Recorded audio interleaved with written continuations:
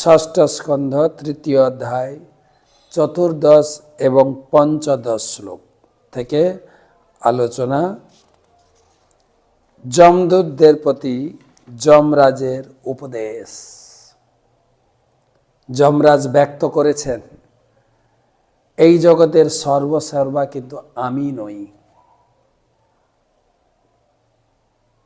কিন্তু আমরা অনেকেই সব সময় মনে করি আমি সর্বসর্বা, আমি দেশ চালাচ্ছি, আমি সংসার চালাচ্ছি, আমার বুদ্ধিতে সব দিক চলছে। অনেক অনেক অনেক অনেক এ কেবল পাগলের পাগলামি। যমরাজ বলছেন, অহম মহেন্দ্র নিরতি প্রচেতা সমগ্নিরিশ পবন বিরিঞ্চি আদিত্য বিশ্বে বসবত সাধ্যা মরুদ গণা রুদ্র গণা সসিদ্ধ্যা অন্যে চ যে বিশ্ব সৃজমরেশা ভিঘ্নাদ পয়স্পৃষ্ট রজস্তমস্কা যস্যে হিতং ন বিদুপিষ্ট মায়া সত্য প্রধানা অপি কিম তদন্য। তো আমরা পড়ব, যমরাজ বর্ণনা করবেন এই জগতের সর্বে সর্বা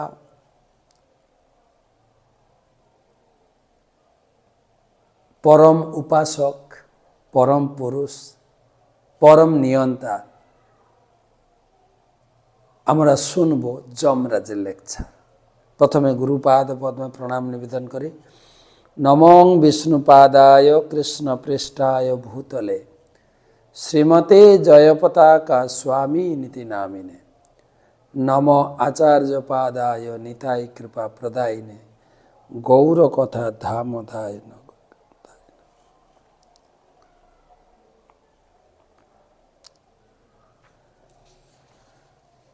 অহম মহেন্দ্র নির্জতি প্রচেতা সমগ্নিরিশ পবন বিরিঞ্চি আদিত্য বিশ্বে বসবত সাধ্যা মরুদ গণা রুদ্র গণা সসিধ্যা অন্যে চ যে বিশ্ব সৃজমরেশা ভিঘ্নাদষ্ট পিষ্টরজতমস্কা যস্যে হিতম ন বিদুপিষ্ট মায়া সত্য প্রধানা অপি কিম ততন্যে। যমরাজ বলছেন, আমাদের যে বড় বড় পথ, আমি যম, দেবরাজ ইন্দ্র, নিরতি, বরুণ, চন্দ্র, অগ্নি, মহাদেব, পবন, ব্রহ্মা, সূর্য, বিশ্বাবসু, অষ্টবসু, সাধ্যগণ, মরুদগণ, রুদ্রগণ, সিদ্ধগণ, মরিচি প্রভৃতি অন্যান্য বিশ্বস্রষ্টা, বৃহস্পতি প্রমুখ দেবশ্রেষ্ঠগণ এবং রজ তমগুণে যাদের স্পর্শ করতে পারে না সেই ভৃগু প্রমুখ সত্যগুণ প্রধান মুনি ঋষিগণও ভগবানের কার্যকলাপ বুঝতে পারেন না। অতএব মায়ামোহিত অন্যান্য জীবের কিভাবে ভগবানকে জানতে পারা সম্ভব? ভগবানকে জানবে কি? ভগবানের কার্যকলাপকে জানা মুশকিল হয়ে যায়। হয় কে নয়, নয় কে হয়। শ্রী চৈতন্য মহাপ্রভু যখন এই নবদ্বীপ লীলায় ছিলেন, ব্যাকরণের তর্কে বড় বড় পণ্ডিতকে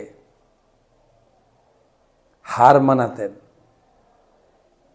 কেশব কাশ্মীরকে তো এমন দিলেন, এই লেজে গোবরে হয়ে গেছেন একদম। কি করে বুঝবে? এবং ভগবান কৃষ্ণ নিজে তিনি ভগবদ গীতার 10ম অধ্যায়ে বলেছেন শুরুতে, নমে বিদু সুরগণা প্রভবম চ মহর্ষয়।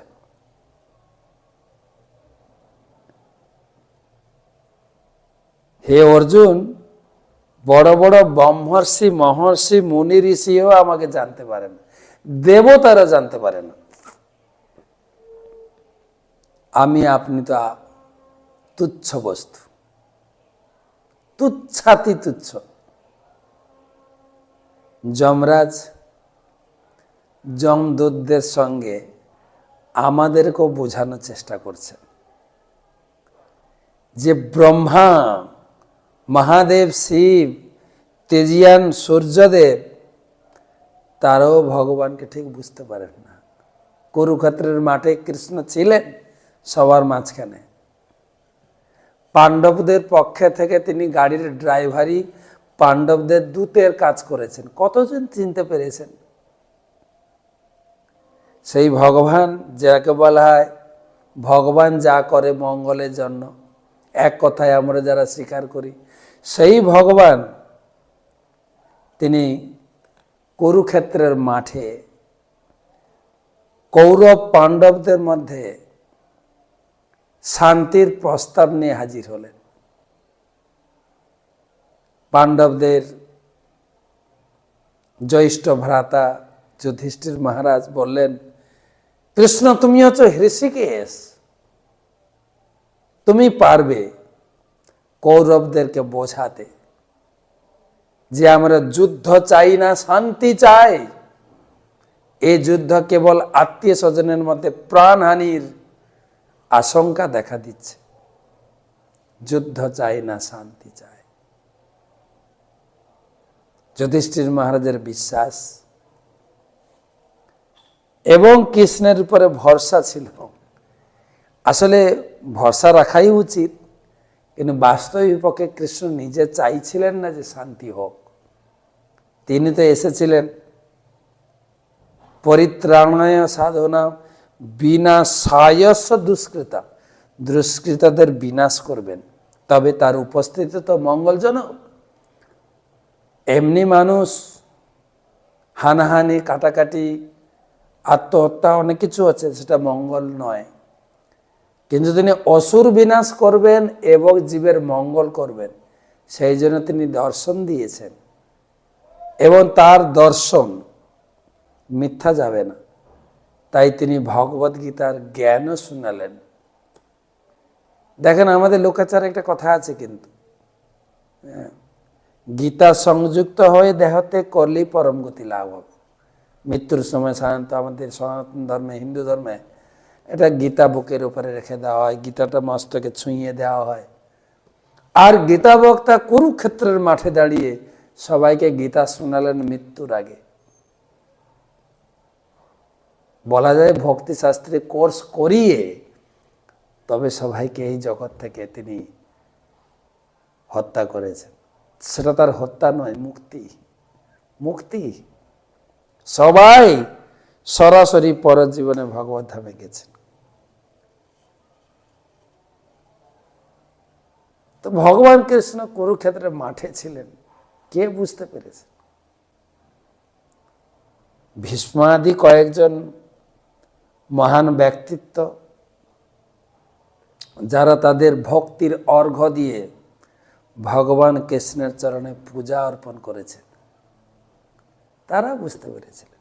এছাড়া কে বুঝতে পারে? হ্যাঁ, তো এখানে সেটা যমরাজ বলছে। অত্যন্ত গভীর তত্ত্ব, রহস্য। ভগবান আমাদের মাঝখানে বিরাজ করছেন। গীতায় ভগবান বললেন, কেবল আমি কুরুক্ষেত্রের মাঠে নেই। সর্বত পাণি পাদম তৎ সর্বত অক্ষিশিরণ মুখম সর্বত শ্রুতিমান লোকে সর্বম আবৃত্ত তিষ্ঠতি। আমি কুরুক্ষেত্রের মাঠে যেরকম দ্বিভুজ শ্যাম সুন্দর রূপে বিরাজমান ছিলাম, পৃথিবীর প্রতিটি স্থানে, পৃথিবীর কোণে কোণে, সমগ্র সর্বস্থানে আমি এই রূপে বিদ্যমান। আমার দ্বিভুজ শ্যাম সুন্দর স্বরূপ, পীতবসন পরিধারী, হাস্যোজ্জ্বল মুখমণ্ডল সব জায়গায় কেউ দেখতে পায়, কেউ দেখতে পায় না। সর্বত্র কৃষ্ণের রূপ করে ঝলমল, সেই দেখি পারে পায় যার আঁখি নির্মল। চোখ পরিষ্কার না হলে কি করে দেখবে? এই চোখ তো যে যেরকম চশমা পরে সেরকম দেখে। উদাহরণ দেওয়া যায়,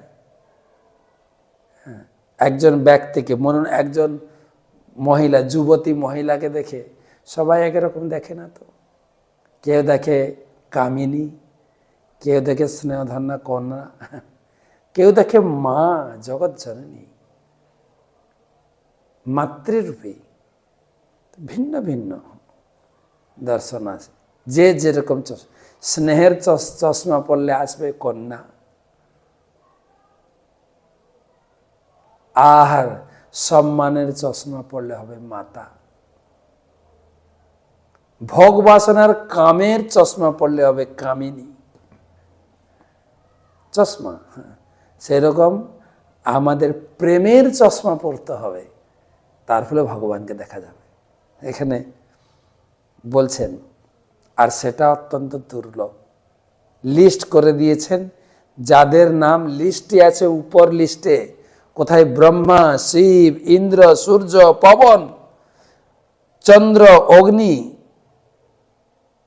অষ্টবসু, বিশ্বাবসু, বড় বড় ব্যক্তির নাম যা শোনা যায়, তারাও ভগবানকে দর্শন করতে, ভগবানকে জানতে অক্ষম। তাই গীতায় বললেন ভগবান, মনুষ্যানাম সহস্রেষু কশ্চিৎ যততে সিদ্ধ যততামপি সিদ্ধ্যানাম কশ্চিৎ মাং বেত্তি তত্ত্বত।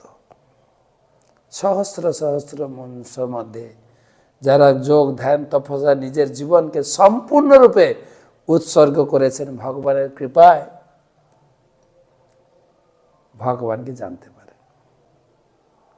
ন হস্য কশ্চিৎ রাজন পুমান বেদ বিধিষ্ঠিতম যত বিজিজ্ঞাসয়া যুক্তা মুহ্যন্তি কবয়োপিহি। ভীষ্মদেব বলছেন যুধিষ্ঠির মহারাজ, যুধিষ্ঠির, তোমার অহোভাগ্য, তোমরা যাকে বাড়ির ড্রাইভার বানিয়েছ, যাকে বাড়ির দুধ বানিয়েছ, তিনি হচ্ছেন পরমেশ্বর ভগবান, সবার নাকে দড়ি দিয়ে ঘুরাচ্ছেন। কিন্তু ন হাস্য কশ্যে রাজন পুমান বেদ বিধিষ্ঠিত। সেই পুরাণ পুরুষ কৃষ্ণকে জানা অতটা সোজা নয়।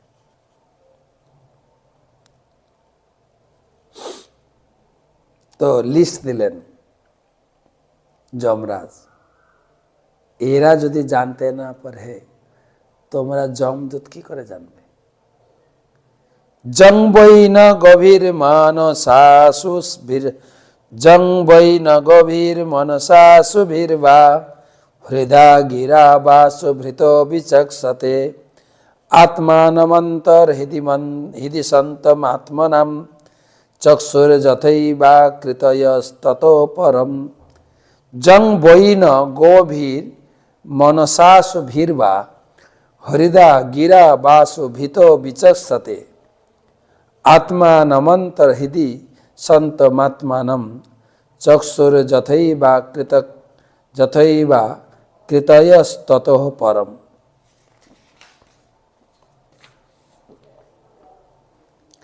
দেহের বিভিন্ন অঙ্গ যেমন চক্ষুকে দর্শন করতে পারে না, তেমনি জীবও সকলের হৃদয়ে পরমাত্মা বিরাজমান ভগবানকে ইন্দ্রিয়, মন ও প্রাণ হৃদয়ে বাক্যের দ্বারা জানতে পারে না। ভগবানকে দ্বারা জানা যায় না, ইন্দ্রিয় দ্বারা, মন দ্বারা, প্রাণ দ্বারা, হৃদয় দিয়েও জানা যায় না। কিরকম উদাহরণ দিচ্ছেন, যমরাজও তার সেবকদের তাদের মতো করে বুঝাচ্ছে, এবং তারা তো বুঝতে পারছেন, আমরা বুঝতে পারছি কিনা? আমরা তো প্রকাশ্যে পাগলের মতো একদম উঁচু গলা করে বলে দিই, ভগবান আবার কে?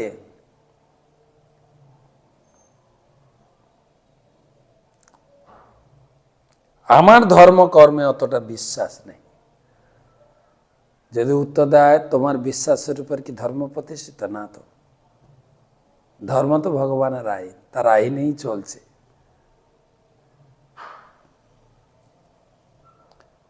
দেহের বিভিন্ন অঙ্গ চক্ষুকে দর্শন করতে পারে না, তবু চক্ষু দেহের বিভিন্ন অঙ্গগুলির গতিবিধি পরিচালিত করে। পা গিয়ে চলে, কারণ চক্ষু দেখে সামনে কি আছে। হাত স্পর্শ করে, কারণ চক্ষু স্পর্শনীয় বস্তুগুলি দর্শন করে। তেমনি প্রতিটি জীবের হৃদয়ের অন্তঃস্থলে বিরাজমান পরমাত্মার নির্দেশ অনুসারে কার্য করে। স্বয়ং ভগবান গীতায় বলেছেন, সর্বস্ব চাহম হৃদয় সন্নিবেষ্ট স্মৃতির জ্ঞান অপবনঞ্চ। আমি সকলের হৃদয়ে অবস্থান করি, স্মৃতি জ্ঞান বিস্মৃতি প্রদান করি। ভগবদ্গীতায় অন্যত্র বলা হয়েছে, সর্বস্ব ঈশ্বর সর্বভূতানাম হৃদয়েশ অর্জুন তিষ্ঠতি। ভগবানের কৃপায় সব কিছু চলছে, চোখ কাজ করছে, হাত পা চলছে, মুখ কথা বলছে, তথাপি ভগবানকে ধরতে পারছি না, ভগবানকে জানতে পারছি না, ভগবানের উপস্থিতি উপলব্ধি করতে পারছি না। এটাও ভগবানের, ভগবান উপলব্ধি করালে তবে উপলব্ধি করতে পারো। কৃষ্ণ শক্তি বিনা নহে তার প্রবর্তন।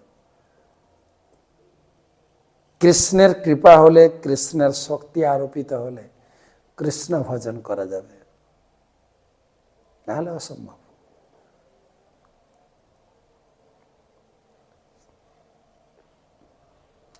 পরমেশ্বর ভগবানের পরমাত্মা সকলের হৃদয়ে বিরাজমান। পরমাত্মার অনুমোদন ব্যতীত জীব কোনো কিছু করতে পারে না। পরমাত্মা প্রতিক্ষণ কার্যরত, কিন্তু জীব তার ইন্দ্রিয় দ্বারা পরমাত্মার রূপ ও তার কার্যকলাপ বুঝতে পারে না। এই সম্পর্কে চক্ষু ও দেহের বিভিন্ন অঙ্গের দৃষ্টান্ত উপযুক্ত। অঙ্গগুলি যদি দেখতে পেত, তাহলে চক্ষুর সহায়তা ব্যতীত হাঁটতে পারত, কিন্তু তা অসম্ভব। যদি ইন্দ্রিয়ের দ্বারা অন্তর্জাতিক পরমাত্মাকে দেখা যায় না, তবু পরিচালক। যদি চোখ ছাড়া সব ইন্দ্রিয় কাজ করতে পারত, তাহলে চক্ষুর দরকার হতো না।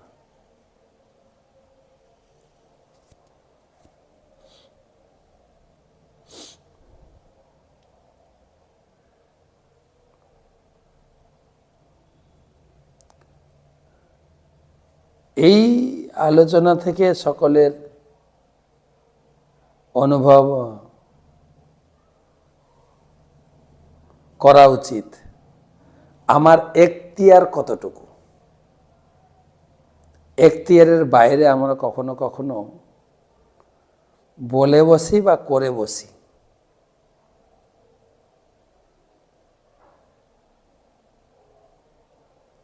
ভক্তিবিনোদ ঠাকুর লিখেছেন, মিছে মায়াবদ্ধ জীব আশা পাশ ফিরে, এটা করব ওটা করব, এই করুঙ্গা ওই করুঙ্গা, অনেক কিছু এ করে দেব ওইটা করে দেব, এমন তোমাকে দেব না সারা জীবন মনে রাখ, তুমি দেওয়ার কে, তুমি দেওয়ার কে।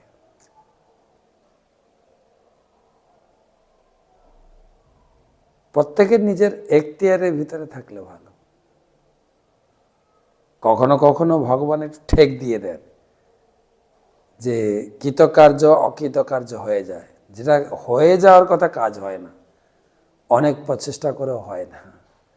তখন অনুভব হয় যে আমার চিন্তা বুদ্ধির বাইরে হয়ে যাচ্ছে।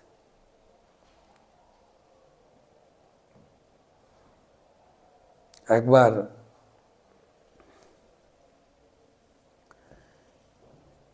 অসুর আর দেবতাদের যুদ্ধে যখন অসুররা পরাজিত হলো, তখন দেবতাদের মধ্যে কিছুটা অহংকার কার্য করছে। নিজের ক্ষমতার উপরে প্রশংসা হতে শুরু করলো। আমি আসলে এরকম যুদ্ধ করেছিলাম বলে আমরা যুদ্ধে জিতে গেলাম। প্রত্যেকের নিজের প্রশংসা করে।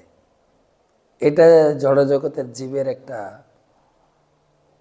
কি বলা যায়, ভ্রান্ত বুদ্ধি, নিজের ক্ষমতার উপরে, নিজের বুদ্ধির উপরে অনেক প্রশংসা করে।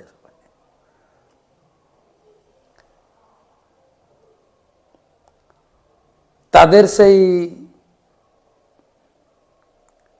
যে বুদ্ধির দৌড়কে নাকচ করার জন্য ভগবান হঠাৎ একটা ঋষিমুনির রূপ ধরে কিছু দূর দূরে একটা গাছের গোড়ায় তেজিয়ান রূপে বসে থাকলেন। হঠাৎ দেবতাদের নজর পড়ল একজন তেজিয়ান ঋষি।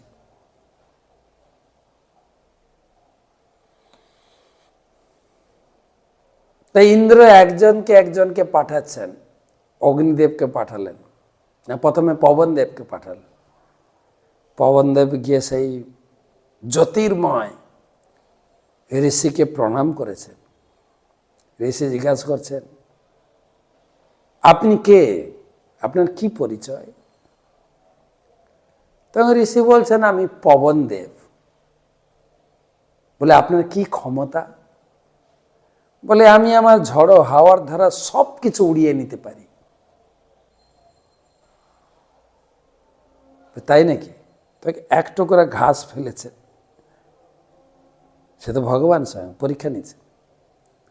বলে, আপনি ফোঁ দিয়ে উড়ান, ঝড় ঝঞ্ঝা দিয়ে অনেক কিছু উড়াতে পারেন, এই এক টুকরা ঘাসকে উড়ান। সে কি, এটা উড়াতে পারো না? ফোঁ দিয়েছেন, ঘাসটার কিছু হয়। তখন পুরো দম লাগিয়েছেন, পুরো দম,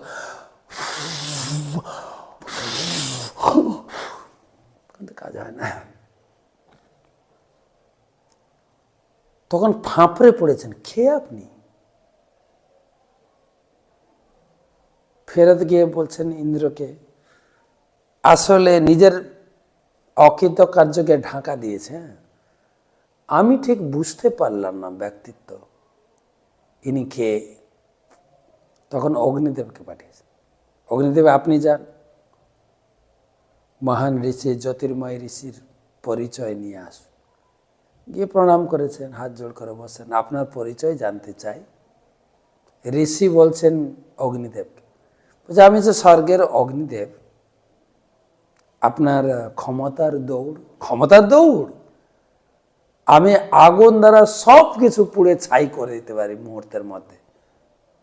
আচ্ছা, এই এক টুকরো ঘাসকে পুড়িয়ে দেবে? বলে, কি বলেন, যেখানে আমি সারা ব্রহ্মাণ্ডকে পুড়ে ছাই করতে পারি, ঘাসের টুকরো? বলে, জ্বালান না একটু। মুখের অগ্নি জ্বলই না, আগুন দিয়ে জ্বলাচ্ছেন, জ্বালাতে পারেন। অনেকটা ফাঁপড়ে লজ্জিত হয়ে তিনি ফেরত গেলেন ইন্দ্রের কাছে। এর আগে পবনদেব তো পরিচয় দেননি। বলে, আমিও ঠিক বুঝতে পারলাম না তার আসল পরিচয়। ইন্দ্র বললেন, আমি নিজে যাই। যেই ইন্দ্র এগোতে গেলেন, কিছু দূর গেছেন, সে ব্যক্তি অন্তর্ধান হয়। সবাই উপলব্ধি করলেন ভগবান। প্রত্যেকে আমরা নিজের দৌড়ের প্রশংসা করতে পারি। ভগবানের অংশ আত্মা আমাদের শরীরে আছে বলে, আমি সংক্ষেপে বলি, কর্ডলেস সিম কার্ড ভগবান দিয়েছেন সকলের হৃদয়ে আত্মা। তার ফলে আমরা কথা বলছি, ভাবের আদান প্রদান করছি। গর্বটা কিসের?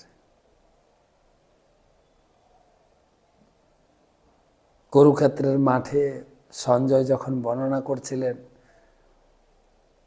কৌরবদের সৈন্য সংখ্যা, বলছে ভগবান শ্রীকৃষ্ণ আছেন হৃষিকেশ, পুরো 18 অক্ষৌহিনী সেনার রিমোট কন্ট্রোলার।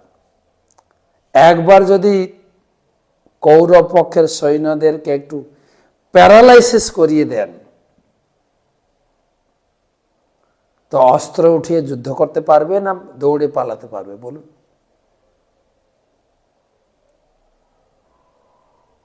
আমাদের কোনো কিছু দাম নেই, না বুদ্ধির দাম, না চিন্তার দাম, না শক্তির দাম, না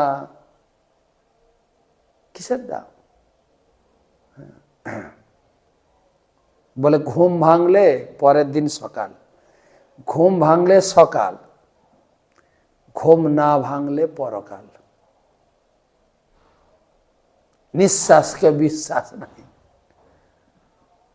তাই ছোটবেলা থেকে আমরা শুনেছি একটা কথা, রাখে হরি মারে কে। হরির উপর বিশ্বাস স্থাপন করি।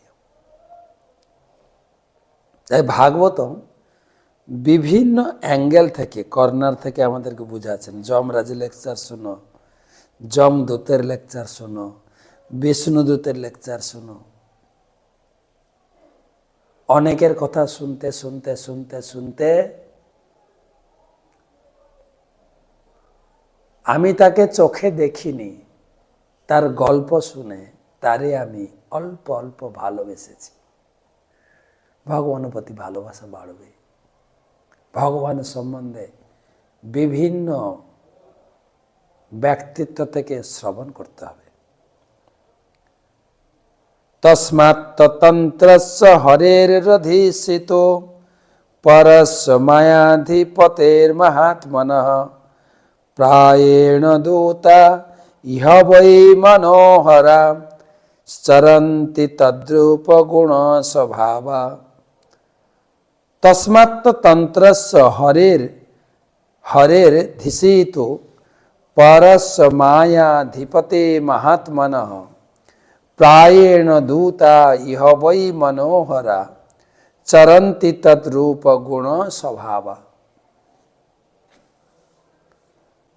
ভগবান স্বয়ং সম্পূর্ণ এবং স্বাধীন, তিনি সকলের অধীশ্বর, তিনি মায়াধীশ। তার রূপ গুণ ও স্বভাব রয়েছে। তেমনি তার দূত বৈষ্ণবদের রূপ গুণ ও স্বভাবও তারই মতো সুন্দর। তারা সর্বদা এই জগতে সম্পূর্ণ স্বাধীন বা বিচরণ করেন। তিনি কারোর উপর ডিপেন্ড নন। ভাগবতমের প্রথম শ্লোকে বলেছেন ব্যাসদেব,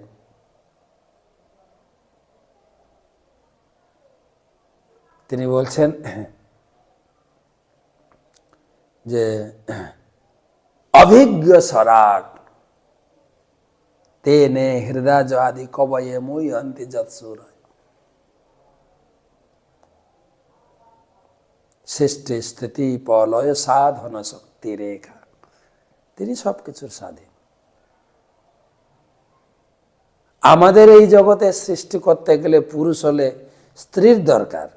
পুরুষ স্ত্রীর গর্ভে সন্তান প্রদান করলে সন্তান সৃষ্টি হবে। ভগবান স্ত্রীকে নেননি, নিজে থেকে সন্তান সৃষ্টি করেছেন। নিজে নাভিকমল থেকে একদম বিদ্বান পণ্ডিত এবং সবচেয়ে শ্রেষ্ঠ ব্যক্তি ব্রহ্মাকে সৃষ্টি করেছেন এবং যার উপরে দায়িত্ব দিলেন এই ব্রহ্মাণ্ড তিনি ভরে দিলেন।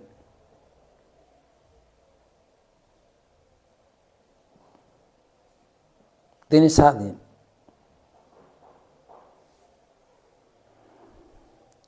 যমরাজ পরম নিয়ন্ত ভগবানের বর্ণনা করছিলেন, কিন্তু যমদূতরা অজামিলের কাছে যাদের ব্যাপারে পরাজিত হয়েছিলেন সেই বিষ্ণুদূতের সম্বন্ধে জানতে আগ্রহী ছিলেন। ভগবান যেরকম স্বাধীন, বিষ্ণুদূতেরাও স্বাধীন। বিষ্ণুদূতের পরিচয় জানতে চেয়েছিলেন।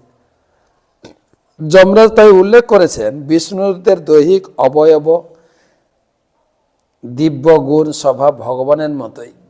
পক্ষান্তরে বলা যায় যে বিষ্ণুদূত বা বৈষ্ণবেরা প্রায় ভগবানের মতোই গুণসম্পন্ন। যমরাজ যমদূতদের বলেন যে বিষ্ণুদূতরা বিষ্ণু থেকে কম শক্তিশালী নন। যেহেতু বিষ্ণু যমরাজের ঊর্ধ্বে, তাই বিষ্ণুদূতরাও যমদূতদের ঊর্ধ্বে। অতএব বিষ্ণুদূতরা যাদের রক্ষা করেন, যমদূতরাও তাদের স্পর্শ করতে পারেন।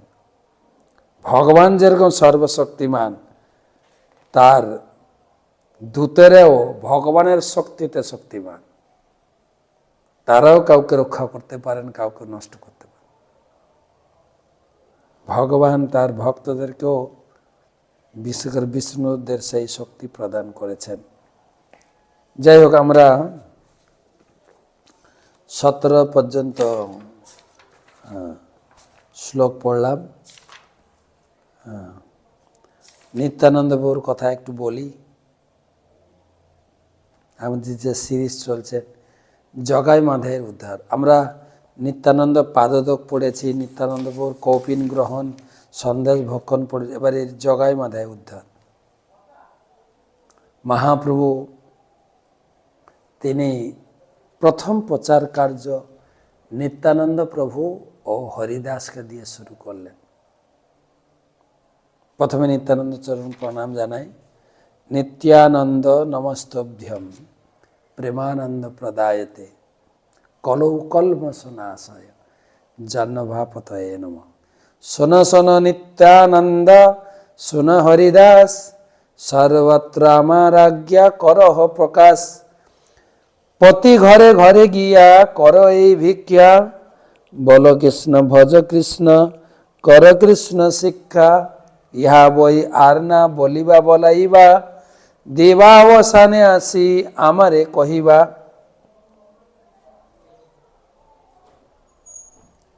চৈতন্য মহাপ্রভু প্রচারের আদেশ পেয়ে নিত্যানন্দ প্রভু হরিদাস প্রচার কার্য শুরু করলেন। তো বহু পার্শ্বদ থাকতে নিত্যানন্দ প্রভু এবং হরিদাসকে কেন প্রচারে নিযুক্ত করলেন? একটা কৌতূহল জাগে না। হরিদাস ঠাকুর স্বয়ং ব্রহ্মা, সাধনায় সিদ্ধ পুরুষ, ডেলি 3 লক্ষ নাম জপ করেন। প্রচার করতে গেলে শক্তি লাগবে তো। আর আমাদের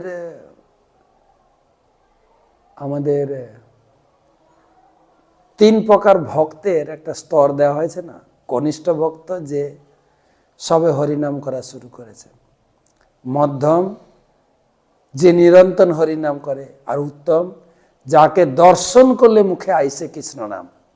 তো হরিদাস ঠাকুর সেই উন্নত বৈষ্ণব ছিলেন।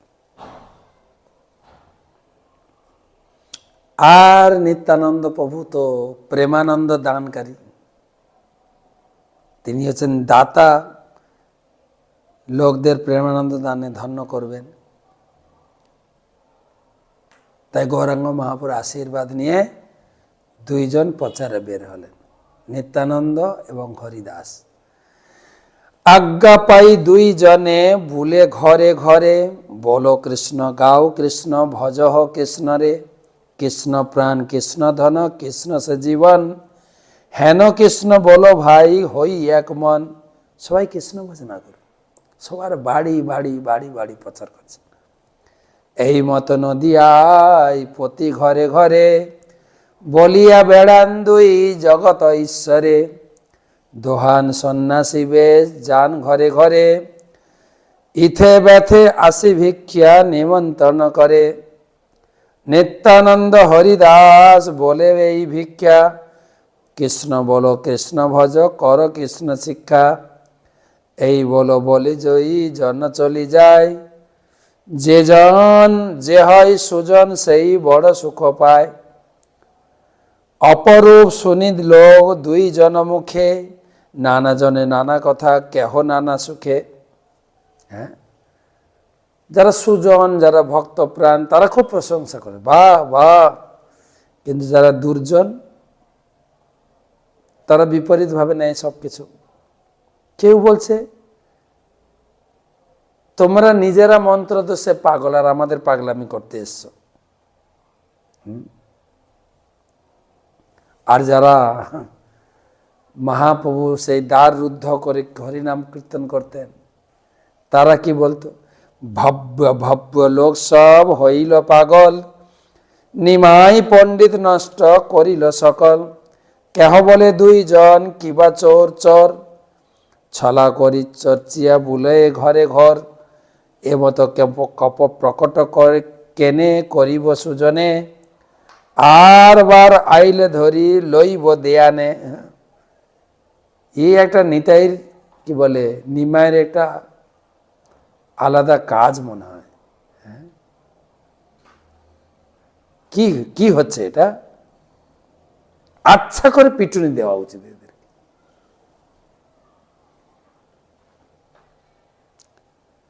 তো যেটা মূল আলোচনা, একদিন নিত্যানন্দ হরিদাস এরকম বাড়ি বাড়ি প্রচার করতে করতে একদম মহাদস্যু মদ্যপের সামনে হাজির। লোকে বলে, গোসাই ব্রাহ্মণ দুইজন, দিব্য পিতা মাতা মহাকুলে উৎপন্ন, সর্বকাল নদিয়ায় পুরুষে পুরুষে, তিলার্ধেক দোষ নাহি এ দোহার বংশে। এই দুই গুণবন্ত পাশরিল ধর্ম, জন্ম হইতে মতে করয়ে অপকর্ম, ছাড়িল গোষ্ঠীরে বড় দুর্জন দেখিয়া, মদ্যপের সঙ্গে বলে স্বতন্ত্র হইয়া। এই দুই দেখিয়া সব নদিয়া ডরায়, পাছে কারো কোনো দিন বসতি পোড়ায়।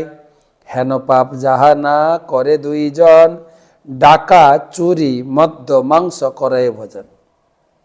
এরা ব্রাহ্মণের ছেলে, এদের কাছে যেও না, এরা দুরন্ত, মেরে ফেলবে, খুন করে ফেলবে, সর্বশান্ত করে দেবে। হ্যাঁ, সবসময় মদে ঢোল হয়ে পড়ে থাকে, যখন তখন যেখানে সেখানে বাড়ি ঘর পুড়িয়ে দিচ্ছে, আর চুরি ডাকাতি মদ্য মাংস করে খাচ্ছে। নিত্যানন্দ প্রভুর করুণা হয়ে গেল দেখে। এখনে যে মত্ত আপনে না জানে, এই মতো হয় যদি শ্রীকৃষ্ণের নামে। মোর প্রভু বলি যদি কান্দে দুইজন, তবে সে সার্থক মোর যত পর্যটন। নিত্যানন্দ প্রভু শুনে নিত্যানন্দ প্রভু ভয় পাবে কি, তার করুণা এসে গেল। তাই আমার প্রভু তো পতিত পাবন, তাই এরা হচ্ছে সব থেকে পতিত। ব্রাহ্মণ ঘরে জন্মগ্রহণ করে মদ মাংস মাছ চুরি ডাকাতি করছে, এদেরকেই আমি উদ্ধার করতে পারলে প্রভুর নাম যে পতিত পাবন, এটা সার্থক হয়ে যাবে। যেরকম মদের নেশায় পাগল হয়ে আছে, যদি আমি কৃষ্ণ নামের নেশায় এদেরকে পাগল করতে পারি, তাহলে আমার সার্থক প্রচার কার্য। তবে সে সার্থক মোর যত পর্যটন, প্রচার কার্য সফল হবে। যে যে জন এ দুইয়ের ছায়া পরশিয়া, বস্ত্রে সহিত গঙ্গা স্নান কইল গিয়া, সেই সব জন যাবে এ দোহারে দেখি, গঙ্গা স্নান হেন মানে তবে মরে লেখি। বলছে এদেরকে যারা ঘৃণা করে, এদের যারা ছায়াপর্শ হয়ে গেলে সবস্ত্রে গঙ্গা স্নান করে, আমি এদেরকে এমনভাবে তৈরি করব, এমনভাবে এদের দর্শন করলেই মনে করবে আমার গঙ্গা স্নান হয়ে গেল। তাহলে কি বানাবো? নিত্যানন্দ বাবুর কি উদ্দেশ্য? আচার্যগণ গান লিখেছেন, গঙ্গার পরশ হইলে পশ্চাতে পাবন,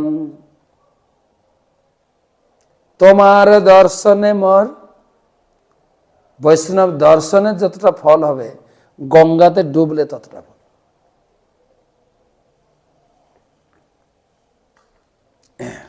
তো এইভাবে বৈষ্ণব বানিয়ে দেবো, এই সংকল্প করে বসলেন নিত্যানন্দ প্রভু।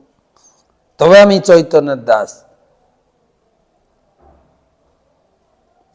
নিত্যানন্দ প্রভুর মহিমা অপার, পতিতের ত্রাণ লাগি যার অবতার। সে হচ্ছে নিত্যানন্দ। যে যত পতিত, সে ততটাই নিত্যানন্দ করুণা লাভ করবে, যা জগাই মাধাই লাভ করেছিলেন। তা আমাদেরকে পতিত হতে হবে না, স্বাভাবিকভাবেই আমরা পতিত, এটা অনুভব করলেই নিতাইয়ের করুণা লাভ হবে। কালকে আলোচনা করব।